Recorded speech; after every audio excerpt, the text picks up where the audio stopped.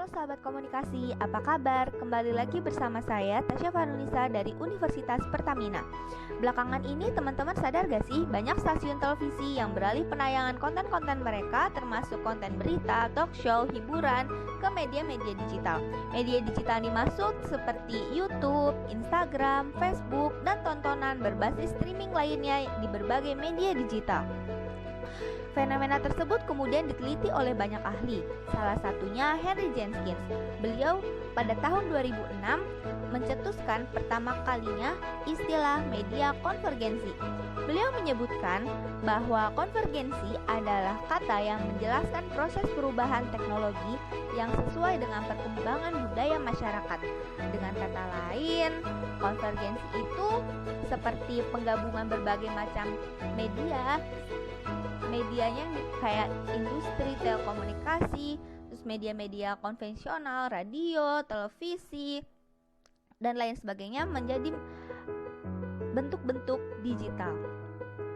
Fenomena-fenomena ini tidak terjadi secara tiba-tiba, teman-teman.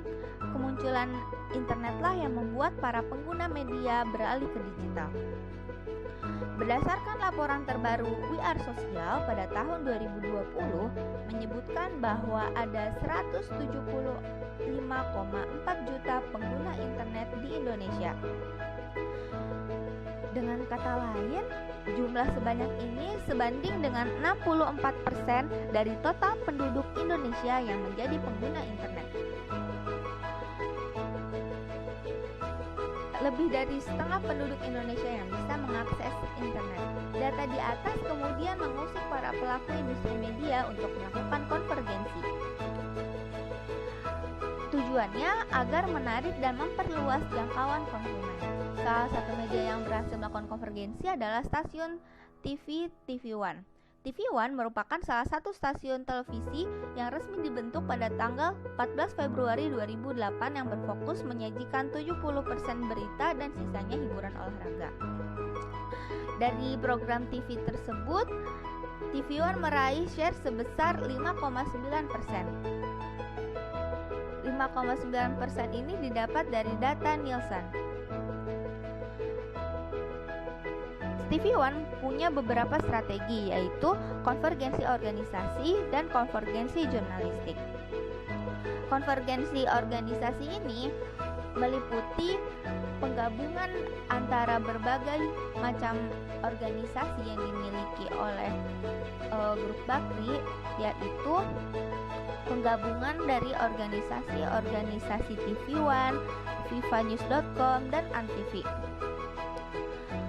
Kemudian dari segi konvergensi jurnalistik disebutkan bahwa ada berbagai kegiatan yang udah dimulai sama si TV One ini, seperti perubahan cara berpikir media televisi mengenai proses peliputan dan konten media.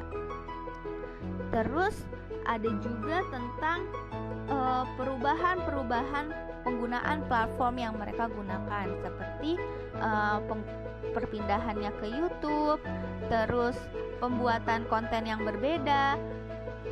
Selain itu juga konvergensi jurnalistik meliputi information gathering, coordination, collaboration, dan competition. Para jurnalis juga dituntut untuk sebagai reporter dan menjadi video jurnalis. Hal ini sungguh tidak mudah karena jurnalis dituntut mengerjakan banyak hal. Hal ini kemudian menjadikan konten yang digandakan berupa konten mentah dan ketika diedit ulang menjadi konten dengan angle yang berbeda sehingga cloning antar media dalam satu grup dianggap tidak melanggar aturan dan kaidah jurnalistik. Di sini ada beberapa contoh-contoh jurnalistik dari TV One. Ada platform channel tv1news.com, Indonesian Lovers Club, Talk Show TV One, Religion, One Pride MMA yang memiliki jutaan subscriber.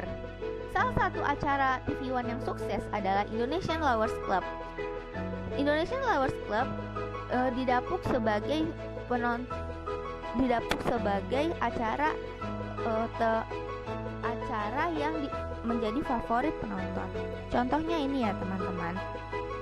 Pada saat video ini terjadi pada saat tahun lalu ketika mahasiswa melakukan demo di depan DPR menuntut